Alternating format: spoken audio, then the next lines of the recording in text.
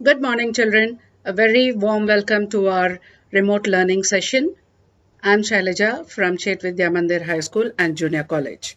Today's subject English, Prose, Class 7th, Lesson 2.7. Topic Great Scientists. Video number 20. Let's get started.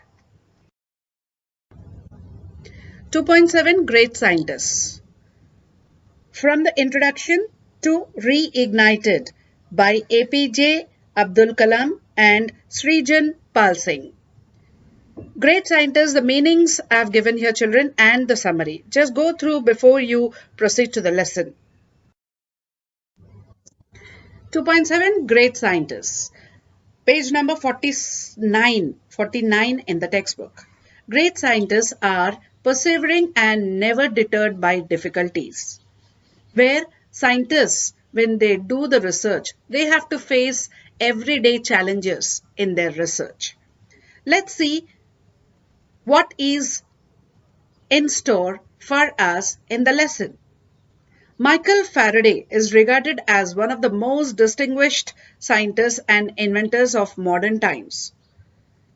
And his work on electricity is still a subject of study. You all know that. In the form of Faraday's laws. So, there is a topic on electricity that is done or given by Michael Faraday, and it is known as Faraday's laws. But few know his inspirational life story, which is all about courage and fighting against the odds throughout his life. He was fighting throughout all the odds in his life. Michael Faraday was born into a poverty-stricken family in a dirty London suburb. He suffered from a speech defect as a child. So he could not speak when he was a child properly, which is known as speech defect, like stammering it can be, or very fast, some speech defect it is called.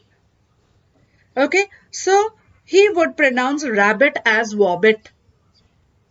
Rabbit, the word is pronounced as wobbit, and he could not even say his own name and would call himself Faraday. Instead of Faraday, he used to call Faraday. So R letter, that sound is unable to pronounce by him. Other children laughed at him and teachers did not help him either. When he was 12, his mother was forced to take him out of school, thus putting an end to his formal education. Because of these difficulties, his mother thought that now this won't work out, so he has to be put in somewhere. So she has taken out him from the school, from his formal education or formal school life. At 13, however, he started working with a bookbinder, binding hundreds of books during day and staying up all night to read them. Reading thus became his obsession. So later on at 13, he started working with a bookbinder where he was having many books to do the work and all, and he started reading them. And continuously he was reading them, and one day he came across a book on electricity, which had been sent to his master for binding. He started reading it and was completely hooked. That was his first introduction to the subject of electricity, which soon became a lifelong fascination for him. He started loving electricity topic once he started reading the book. Faraday was still poor at 21. Once a friend gave him a free ticket to a public lecture and demonstration by the renowned chemist Humphrey Davy at London's Royal Institution.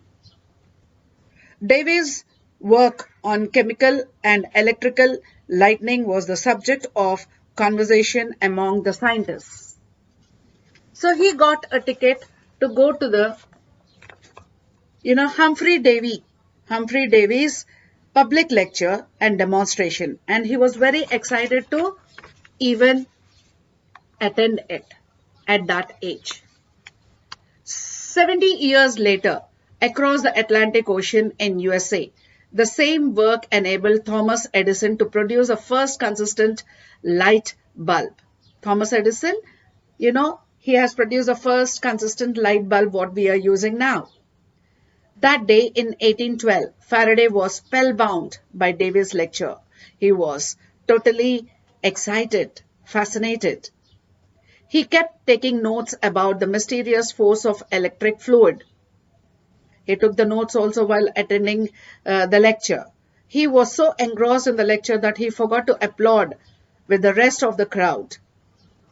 When he went back, his notes were so comprehensive that he bound them into a book, meaning to gift it to Davy someday. Faraday decided that day that he didn't want to sell books. He wanted to be a great scientist and good enough to write his own books. So after this, Faraday thought it would be wonderful if Davy became his mentor. He wanted his leader, his godfather. So, but Davy did not agree initially. Faraday was not dejected. He just kept trying. Destiny had a strange plan in store for him. A few years later, a chemical explosion happened inside Davy's lab, and he was temporarily blinded.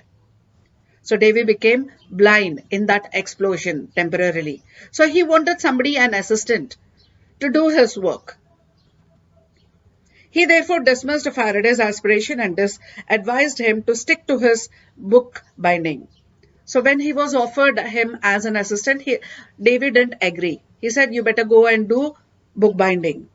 Soon, Faraday became indispensable to Davy and was promoted to his lab assistant. Later on, he was impressed and he became the lab assistant. This was his first step towards a scientific career. After that, though much of his job now was cleaning labs, at least he got to see some of Davy's leading experiments. Even then, Davy did not have much hope for Faraday. Then Faraday got another chance. To prove himself one day, Davy tried to recreate a famous electromagnetism experiment with fellow chemist William Wollaston, exploring why when an electric current is applied to a wire, it causes that wire is started behaving like a magnet. Obviously, the forces were connected to, but nobody had figured out how to make it happen continuously. So Davy believed that if he could find out why it happened and control it, there could be many practical applications of the force. But he was unable to figure out and frustrated.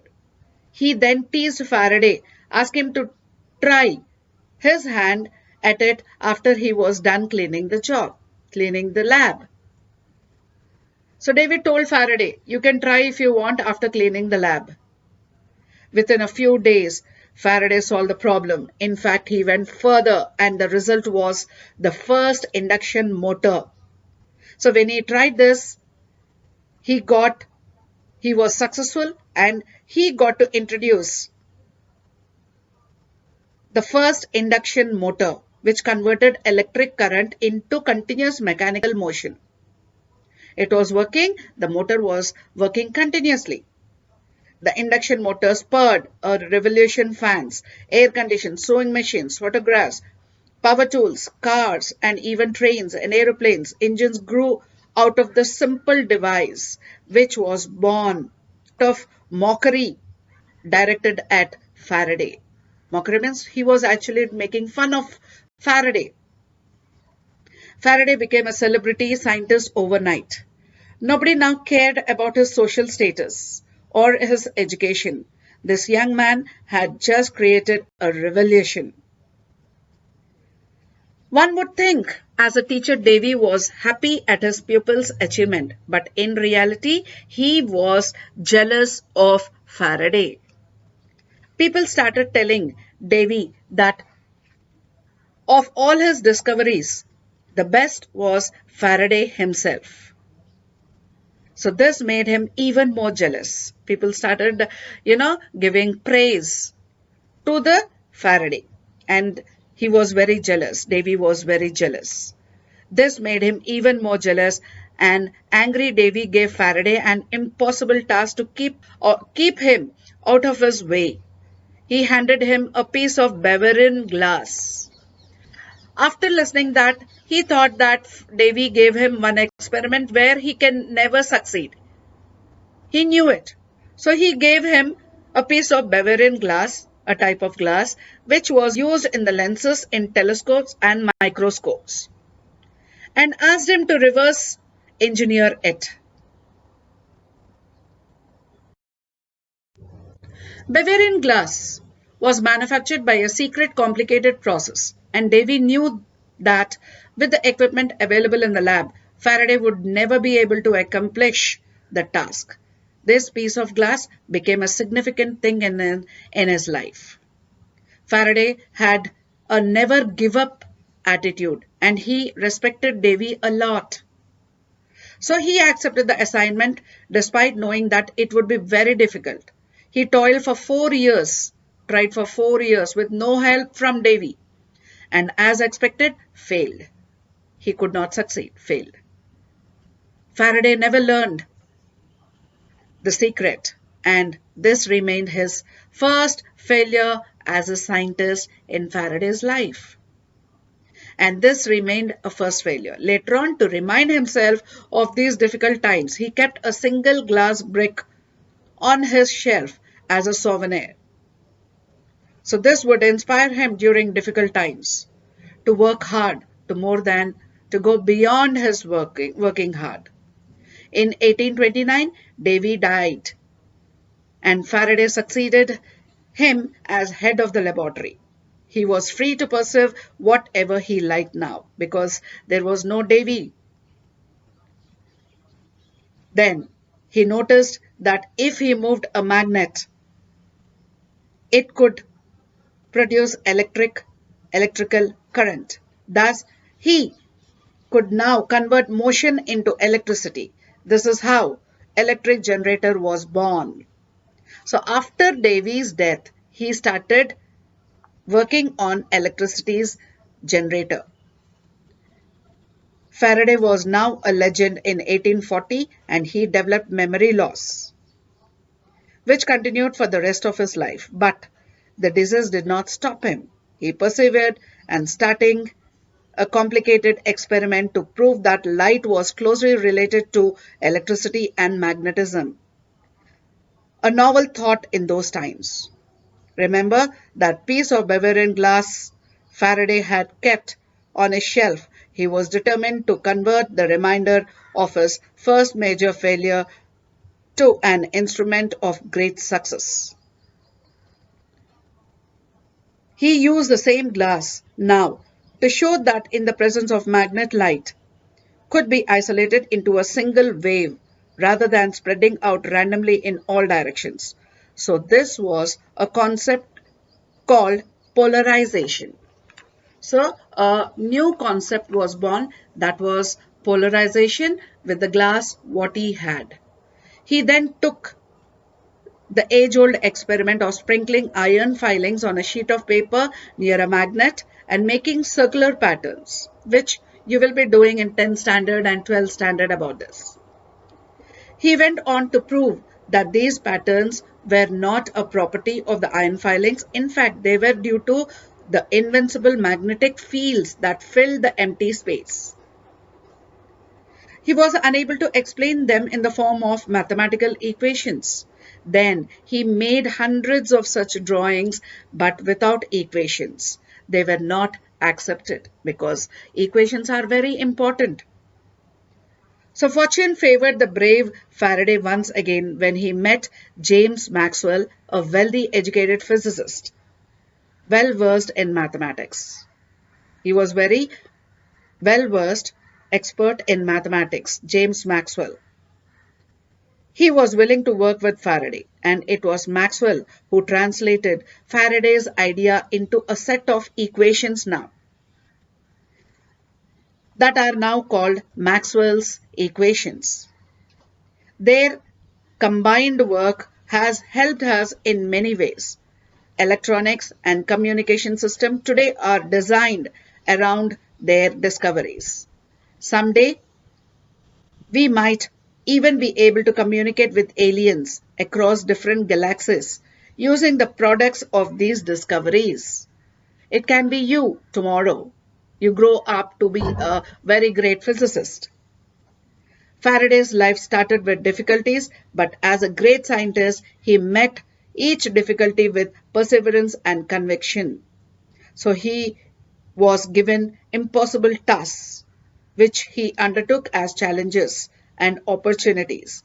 He epitomizes what the Walt Disney character Pinocchio said: when you wish upon a star, it does not matter who you are. These are the famous words. Revise the lesson and complete the objectives in the workbook, children. So until our next session, happy learning, take care, thank you.